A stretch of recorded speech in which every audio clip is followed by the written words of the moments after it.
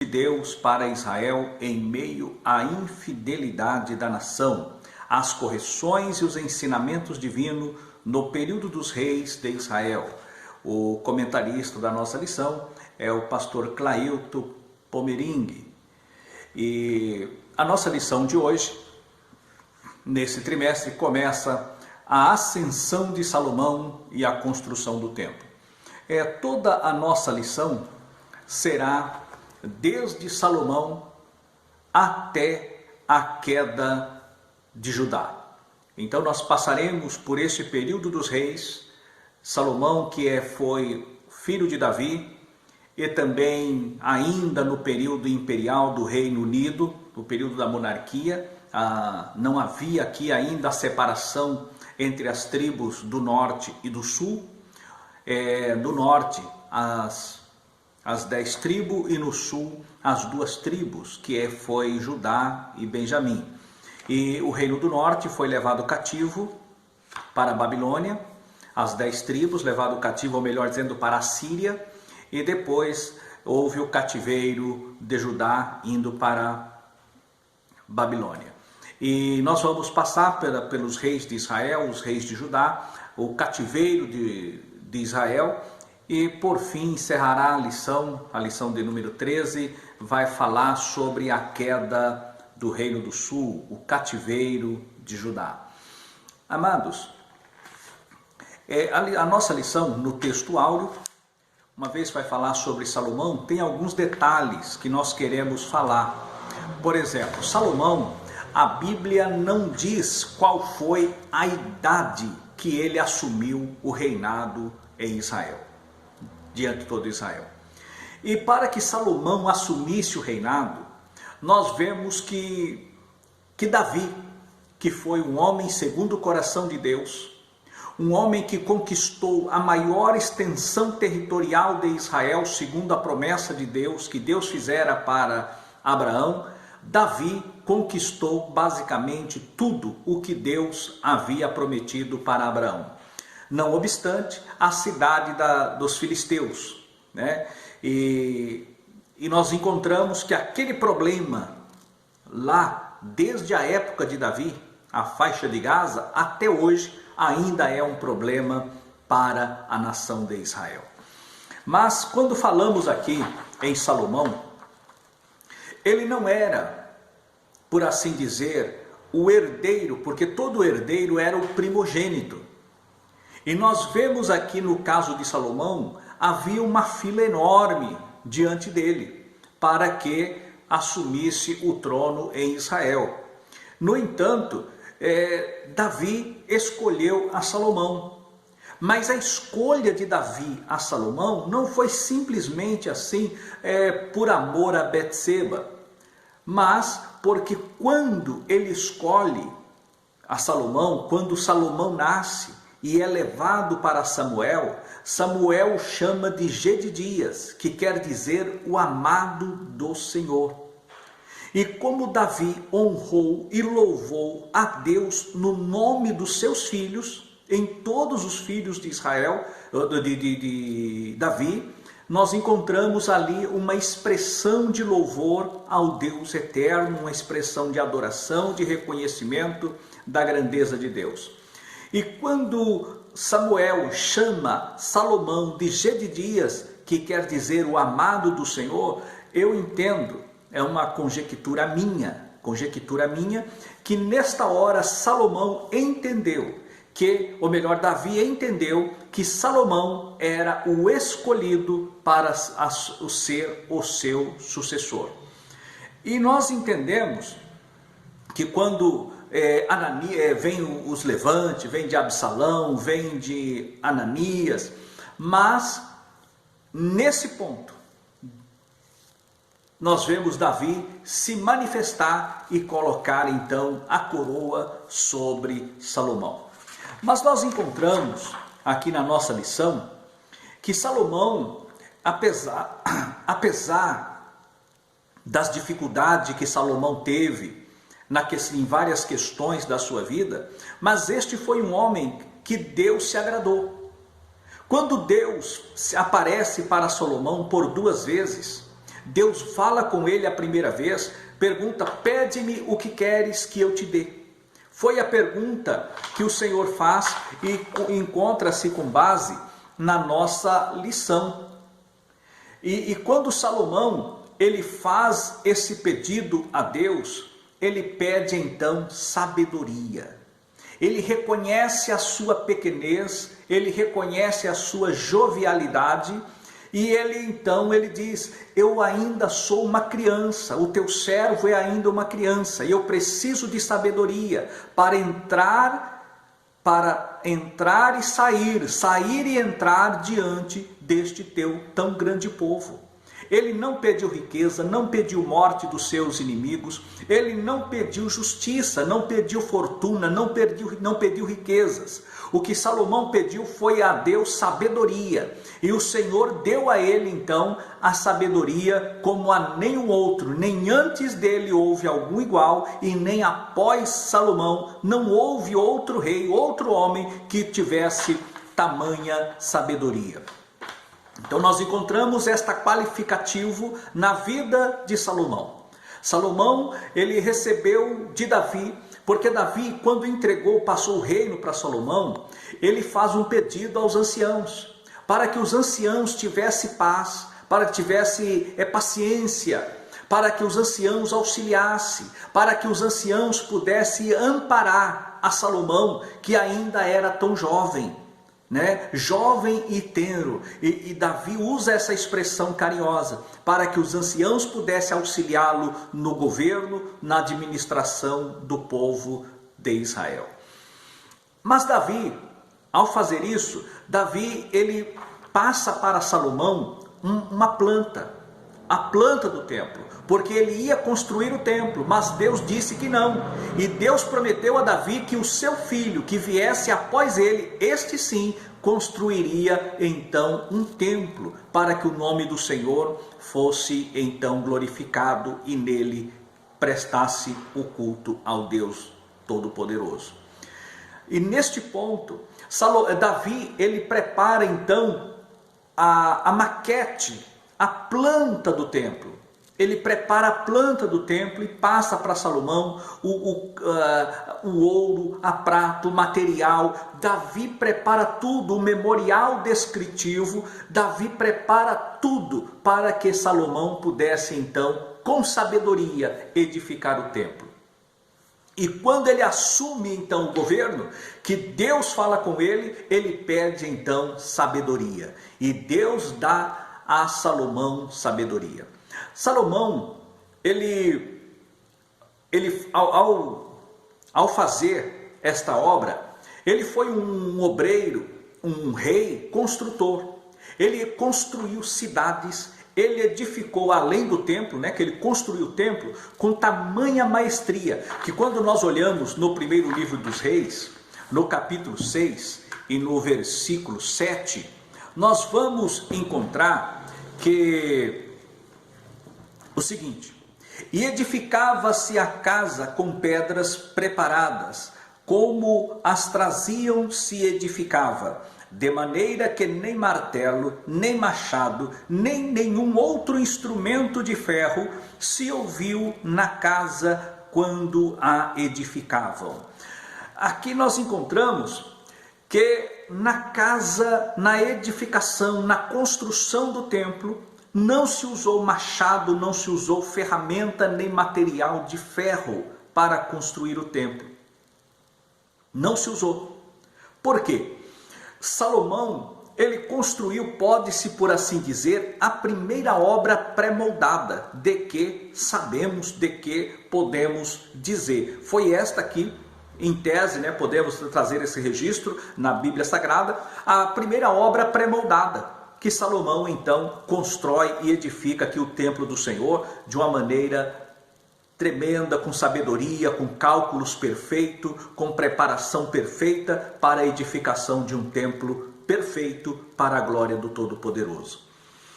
Quando Deus fala com Moisés, lá na lei, ele dá uma ordem que sobre o altar em que fosse ser edificado seria de terra ou de pedra. Altar de pedra ou de terra. E esse altar de pedra não poderia ser com pedras lavradas, para que não profanasse, não contaminasse o altar do Deus de Israel. Então o altar de pedra, o altar de Israel, não era permitido usar material de ferro, ferramenta de ferro para a sua edificação. E Salomão observou esse detalhe e trouxe aqui, nós encontramos aqui no versículo 7 do capítulo 6 de 1 Reis, que ele então preparou aqui a casa do Senhor e não se usou nenhuma ferramenta de ferro lá no local do templo. Tudo era trabalhado fora e lá era moldado, de modo que não se ouvia o martelo e não se usou o machado para a edificação do templo. Mas agora nós começamos a ver o que fala também a nossa lição. Qual foi a idade que Salomão assumiu o trono? A Bíblia não diz. A Bíblia se cala quanto à idade que ele assumiu. Mas alguns estudiosos que trabalharam na cronologia da Bíblia, na questão da sua escrita, apontam que Salomão assumiu o trono com 18 anos. Com 18 anos de idade. E governou por 40 anos. Mas agora, o que nós podemos entender a questão de Salomão? Nós encontramos que Salomão, além de rei, de sábio, de construtor do templo do Senhor, ele também foi um escritor sagrado. Ele escreveu salmos, vários salmos é de autoria de Salomão. E não somente salmos, ele escreveu o livro de Cantares, o Cântico dos Cânticos. O livro de Cantares de Salomão foi escrito ainda foi, por assim dizer, o primeiro livro que ele escreve na sua fase, por assim dizer, né, na sua fase do encantamento juvenil, do encantamento do jovem afoito, do jovem cheio de força, de garra. Ele escreve o livro de Cantares. Depois nós vemos o livro de Provérbios, que também é obra de Salomão. Ele escreve já na sua maturidade, quando ele já está aquele homem maduro, homem feito, homem completo. Ele escreve então na maturidade o livro de Provérbios. E o livro de Provérbios não foi escrito tão somente por Salomão, mas foi acrescido, né, as palavras de Agur no capítulo 30 e também do rei Lemuel no capítulo 31. Assim nós vemos a conclusão literária de Salomão quando ele escreve o livro de Eclesiastes. O livro de Eclesiastes é o livro da velhice, do desencanto. Se Cantares foi o livro do encanto, Provérbios a maturidade, o livro de Eclesiastes é o livro do desencanto. Aquele homem que viveu tudo, que experimentou tudo e saiu da presença de Deus, mas no final da sua vida ele reconhece que tudo isso é vaidade. Vaidade de vaidade, diz o pregador, tudo é vaidade. Assim conclui a obra literária de Salomão. Salomão, ele foi um homem que fez grandes obras lá no início da sua caminhada, que agradou a Deus e que recebeu de Deus uma promessa que o seu reinado seria um reinado de paz. Mas o que nós encontramos é que Salomão, ele acabou por se misturar com pessoas estranhas à nação de Israel em desrespeito à lei de Moisés. Nós vemos que a Bíblia aponta que ele teve 700 mulheres e 300 concubinas. Ele aparentou-se com vários reis para fazer aliança, porque era comum naquela época, até porque naquela época era comum as chamadas alianças de casamento. E Salomão fez muitas alianças de casamento em busca da paz, não obstante o Deus eterno já ter lhe prometido a paz, um reinado de paz. Mas nós encontramos que ele teve 700 mulheres, 300 concubinas, casou-se com várias rainhas e princesas, ou melhor dizendo, tomou várias princesas por mulher. E essa atitude foi uma fraqueza de Salomão, depois mal contra ele. O que acontece? Quando ele vai alcançando já a sua idade, caminhando para a velhice, nós vamos ver que estas mulheres perverteram o coração de Salomão. E tentaram então seduzir o coração dele, pedindo para que construísse casa em homenagem aos deuses dela. Em outras palavras, olha, o meu Deus não é o Deus de Israel. E eu gostaria de ter a casa do meu Deus aqui para que eu pudesse adorar o meu Deus aqui, ao invés de ir para a terra do meu pai. E isso levou a Salomão a construir templos, altares a deuses estranhos.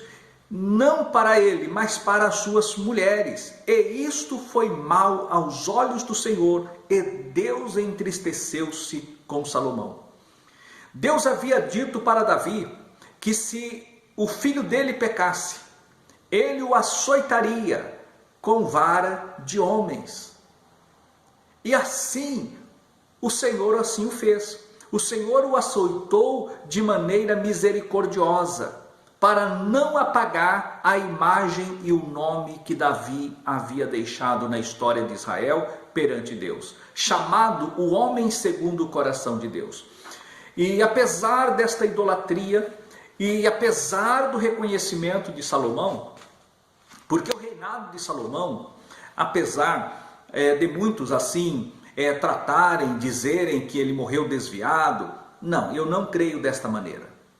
Salomão, ao escrever o livro de Eclesiastes, nós encontramos ali um homem desiludido da vida e que reconhece a soberania de Deus, que viveu tudo, experimentou tudo e desencantou de tudo. E ele então escreve dizendo que tudo na vida não passa de vaidade. E ele ainda traz um assunto ali para os jovens, no capítulo 11 de Eclesiastes, no último versículo deste capítulo 11. É um aconselhamento aos jovens, quando ele diz para o jovem, para que ele ande pelos caminhos dos seus olhos, para que ele faça tudo o que vier à mente em fazer, para que ele faça. Quero ler aqui para não ficar... No versículo 9, no capítulo 11, versículo 9, diz o seguinte: alegra-te, jovem, na tua mocidade, recreie-se o teu coração nos dias da tua mocidade, e anda pelos caminhos do teu coração e pela vista dos teus olhos. Sabe, porém, que por todas estas coisas te trará Deus a juízo. Esta foi uma palavra direta para o jovem, para que eles não se iludam com os encantos que a vida lhe oferece. Então ele traz aqui uma advertência. E já no capítulo 12, no versículo 1, ele já coloca algo: lembra-te também do teu Criador nos dias da tua mocidade, antes que venham os maus dias e cheguem os anos, dos quais venhas a dizer, não tenho neles contentamento. Salomão experimentou isso, ele andou pelo caminho dos seus olhos, ele fez tudo o que veio à mente a fazer, porque ele diz que fez. E depois ele entendeu que tudo isso era vaidade. Então ele aconselha o jovem. E já no capítulo 12 do Eclesiastes, ele entrega aqui uma palavra a respeito do dia. Ele começa a mostrar: antes que escureça o sol, e a luz e a lua, e a luz, e a lua, e as estrelas, e tornem a vir as nuvens depois da chuva. Então ele fala antes que escureça o sol, está falando da visão, a visão decadente. Antes que se escureçam, e no versículo 13 ele diz: no dia em que tremerem os guardas da casa, os braços, encurvarem-se os homens fortes, as pernas, e cessarem os moedores por já serem poucos, fala dos dentes, e escurecerem os que olham pela janela, os olhos, a fraqueza dos olhos. No versículo 4 diz: as portas da rua se fecharem por causa do baixo ruído da moedura, e se levantar a voz das aves, e todas as filhas da música se abaterem. Ele está falando da audição, a perda da audição. Com a velhice vem também a perda da auditiva. Como também quando temerem o que é alto, e houver espantos no caminho, e florescer a amendoeira e o gafanhoto for um peso, os cabelos brancos, as cãs brancas. Ele fala onde um gafanhoto passa a ser um peso. Mas ele segue dizendo assim, antes, fala do peso, fala do apetite, perecer o apetite, e fala que o homem volta para a sua eterna morada. Agora eu acho interessante aqui no capítulo 6, antes que se rompa o cordão de prata e se quebre o copo de ouro. Aleluia. O cordão de prata está falando da coluna vertebral. O copo de ouro é a mente, aquela mente lúcida, aquela mente ativa, aquela mente aguçada. A pessoa anda ereto, mas depois então, com os anos, o homem passa a curvar. O cordão de prata, ele passa a se curvar. O copo de ouro, então, ele perde o seu esplendor. E despedaça o cântaro, fala do corpo, fala da morte física. E o cântaro junto à fonte, e se quebre a roda junto ao poço. Nós estamos vendo aqui o corpo se desfazendo, mas quando fala de poço, fala de água. Quando fala de água, fala de vida. Quando fala de vida, nós estamos falando do Espírito Santo é que dá vida. Lá Salomão ele construiu o templo físico, mas hoje na graça, não é mais um templo físico, mas eu sou um templo, você que me ouve é um templo. É o nosso templo que há de ser agora ser habitação e morada do Eterno, para que Ele habite em nossas vidas, para que Ele opere nas nossas vidas. Assim como aquele templo fora construído com todo zelo, com toda riqueza, mas mostra que o nosso corpo, apesar de ser um cântaro, apesar do vaso ser de barro, como disse Paulo aos Coríntios, aleluia, a excelência não é nossa, mas é do Pai. Ele colocou uma excelência dentro de nós, e essa excelência é o Espírito Santo, que Ele concedeu a mim, concedeu a ti, para que possamos servi-lo. E Salomão, ele entendeu estas coisas. Ele entendeu, aí ele diz, e o pó volta à terra como era, e o Espírito volta a Deus que o deu. No versículo 13 ele diz, de tudo que se tem ouvido, o fim é teme a Deus, guarda os seus mandamentos, porque isto é o dever de todo homem, porque Deus há de trazer a juízo toda obra, até tudo que está encoberto, quer seja bom, quer seja mal. A realidade espiritual, Deus fechou para Salomão a audição, Deus fechou a visão, Deus fez cair os dentes, Deus fez cessar o paladar, Deus fez cessar os braços fortes, fez também os homens forte da casa se curvarem, fez temer a altura. Salomão sentiu, ele que experimentou a grandeza do corpo, ele experimentou a fragilidade do corpo, e depois a mensagem de Deus para ele, aleluia, e ele deixou traduzido aqui para nós, aqui no livro do Eclesiastes, no capítulo 12, trazendo para nós a realidade da vida, que tudo nesta vida não passa de vaidade.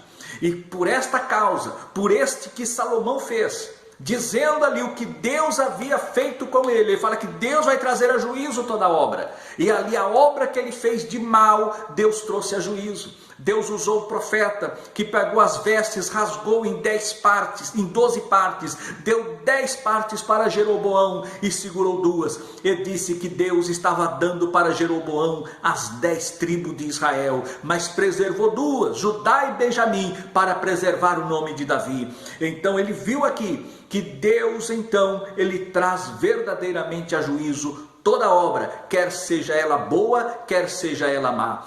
Deus nos ama e por Ele nos amar é que Ele nos preserva. Se não fosse o amor de Deus, Salomão não teria subsistido. Não fosse a grandeza de Deus, Salomão não teria vencido como de fato nós entendemos na Bíblia que ele venceu. Assim, amados, guardemos a palavra, vivemos a palavra, porque hoje o templo de Deus somos nós. A morada de Deus somos nós, mas não devemos nos vangloriar por isso, porque a excelência é do Senhor. O vaso é de barro, mas a glória é eterna. Assim como a glória encheu o tabernáculo, encheu o templo, e ninguém pôde ministrar, que esta mesma glória habite na minha, na tua vida, para que o Senhor seja verdadeiramente o Rei, o comandante da nossa vida, para a glória dele. Que Deus os abençoe e vos guarde, em nome do Senhor Jesus. Amém.